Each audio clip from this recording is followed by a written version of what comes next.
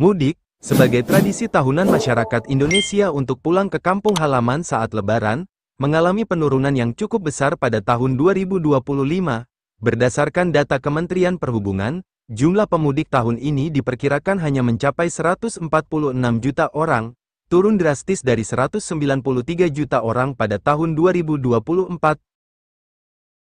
Penurunan ini disebabkan oleh dua faktor utama, yaitu jarak libur Natal dan Tahun Baru yang terlalu dekat dengan Lebaran serta kondisi ekonomi Indonesia yang sedang tidak baik-baik saja. Pada tahun 2025, Lebaran jatuh pada akhir Maret hingga awal April, sementara libur Natal dan Tahun Baru berlangsung di akhir Desember tahun 2024. Dengan jeda waktu yang mencapai 3 bulan antara dua momen liburan ini, masyarakat justru menghadapi dilema keuangan yang unik. Banyak keluarga yang sudah menghabiskan anggaran besar untuk liburan akhir tahun, sehingga ketika musim mudik tiba di bulan Maret-April, kemampuan finansial mereka belum sepenuhnya pulih. Kondisi ini diperparah oleh kenyataan bahwa gaji bulan Januari dan Februari seringkali harus dialokasikan untuk kebutuhan awal tahun seperti biaya sekolah dan pembayaran pajak. Biaya transportasi mudik mengalami kenaikan signifikan di semua moda transportasi. Untuk transportasi darat, tiket bus antar kota mengalami kenaikan 20–25% dengan harga berkisar Rp300.000–Rp800.000 tergantung jarak tempuh, sementara penyewaan mobil pribadi meningkat 30% akibat permintaan tinggi.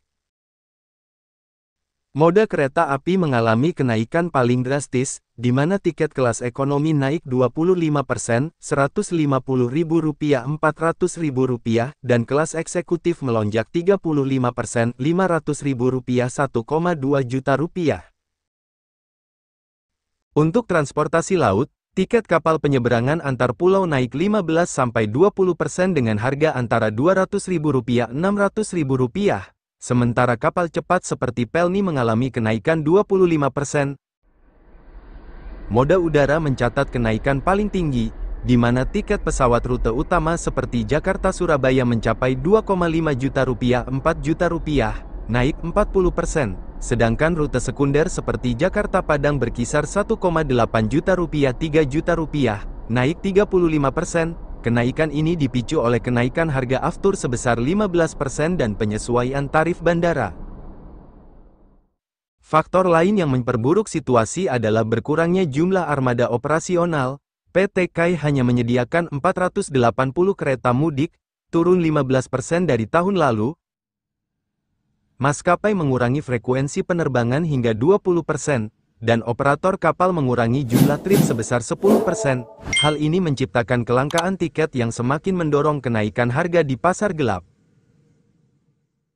Fundamental ekonomi Indonesia menghadapi tantangan serius menjelang musim mudik 2025. Pertumbuhan ekonomi kuartal IV 2024 tercatat hanya 4,7% year-on-year, jauh di bawah target pemerintah sebesar 5,1% dan menjadi yang terendah dalam 5 tahun terakhir. Inflasi konsumen tetap bertahan di level tinggi 6,2% terutama didorong kenaikan harga bahan pangan pokok seperti beras yang mencapai 9,8% dan minyak goreng 12,5%. Nilai tukar rupiah terus mengalami tekanan berat dan menyentuh level terendah Rp16.550 per dolar AS. Melemah 8,3% dibandingkan posisi di periode yang sama tahun sebelumnya. Beberapa faktor struktural menjadi penyebab utama kondisi ini. Pertama, kinerja ekspor yang menurun 15% akibat perlambatan permintaan global dan turunnya harga komoditas utama seperti batu bara dan CPO. Kedua, kebijakan moneter ketat Bank Indonesia yang mempertahankan suku bunga acuan di level 6% sejak kuartal II 2024. Ketiga, defisit neraca perdagangan yang membengkak menjadi $3,2 miliar akibat impor energi yang tetap tinggi. Keempat, rasio utang terhadap PDB yang mencapai 40,1% membatasi ruang fiskal pemerintah. Dampak terhadap daya beli masyarakat sangat nyata terlihat dari beberapa indikator kunci. Upah real pekerja mengalami kontraksi 8% akibat inflasi yang tidak diimbangi kenaikan gaji. Angka pengangguran terbuka naik menjadi 6,1% dengan penambahan 1,2 juta penganggur baru. Sektor UMKM yang menjadi tulang punggung ekonomi melaporkan penurunan omset rata-rata 20–25% sejak kuartal II 2024. Berbagai kebijakan penyesuaian harga semakin memperberat beban masyarakat. Harga BBM non-subsidi naik 12% di Januari tahun 2025 menyusul kenaikan harga minyak dunia. Tarif listrik golongan 900 VA mengalami kenaikan 8% mulai Februari tahun 2025. Premi BPJS Kesehatan juga mengalami penyesuaian sebesar 15% untuk kelas 3.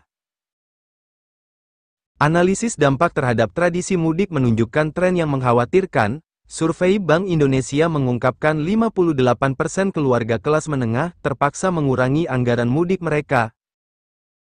Sebanyak 23% pekerja memangkas durasi mudik menjadi hanya 3 hari dibandingkan rata-rata 5–7 hari di tahun sebelumnya. Ada pula 19% masyarakat yang beralih ke moda transportasi lebih murah dari pilihan biasanya.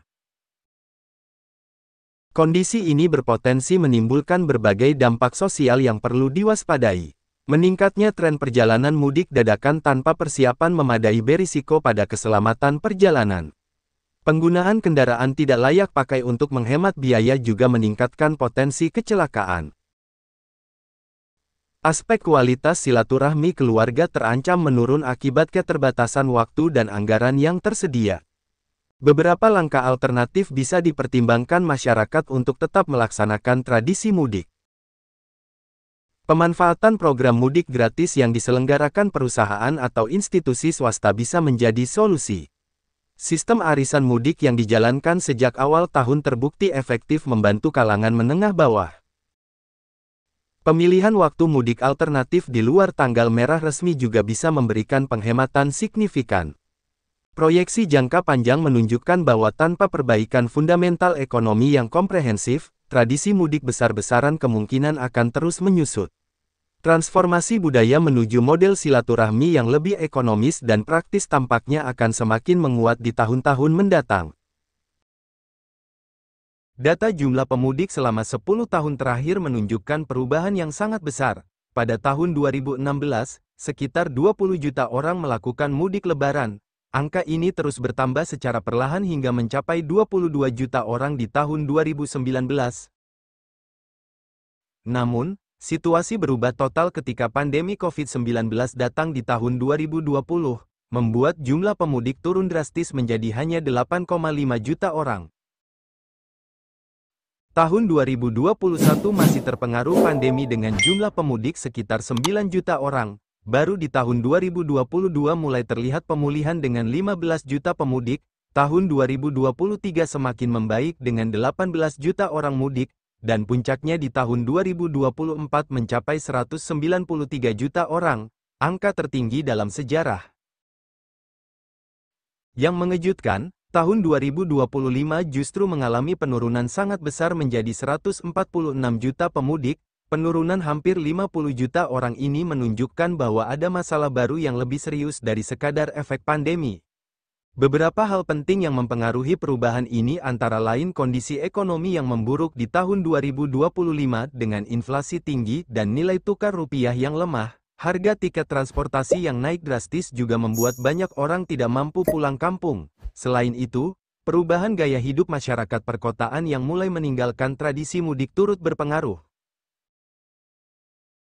Perbandingan antara tahun 2024 dan 2025 sangat mencolok. Dari 193 juta turun ke 146 juta hanya dalam 1 tahun, ini membuktikan bahwa tradisi mudik yang selama ini dianggap sangat kuat di Indonesia ternyata bisa berubah cepat ketika menghadapi tekanan ekonomi besar. Pemerintah dan berbagai pihak terkait perlu memikirkan solusi serius untuk menjaga tradisi mudik tetap hidup. Tanpa upaya khusus, bukan tidak mungkin di tahun-tahun berikutnya jumlah pemudik akan terus menurun dan tradisi pulang kampung saat Lebaran perlahan akan berubah bentuk menjadi sekadar kenangan. Tradisi mudik Lebaran di Indonesia mengalami perubahan signifikan pada tahun 2025, dengan penurunan drastis jumlah pemudik menjadi 146 juta orang dari 193 juta di tahun sebelumnya. Fenomena ini tidak hanya dipengaruhi oleh faktor ekonomi makro, seperti inflasi tinggi, pelemahan rupiah, dan pertumbuhan yang melambat, tetapi juga oleh kenaikan biaya transportasi di semua moda serta perubahan perilaku masyarakat, khususnya generasi muda yang mulai beralih ke silaturahmi digital. Meskipun pemerintah telah mengeluarkan berbagai kebijakan, seperti subsidi tiket dan pembekuan tarif tol, langkah-langkah tersebut dinilai belum cukup efektif mengatasi akar permasalahan. Tantangan ke depan adalah bagaimana mempertahankan nilai kebersamaan dan silaturahmi yang menjadi esensi mudik, sambil beradaptasi dengan realitas ekonomi dan transformasi sosial. Jika tidak ada solusi komprehensif, bukan tidak mungkin tradisi mudik akan terus mengalami penurunan atau bahkan berubah bentuk menjadi sekadar aktivitas simbolik, meninggalkan dampak besar bagi perekonomian dan budaya Indonesia.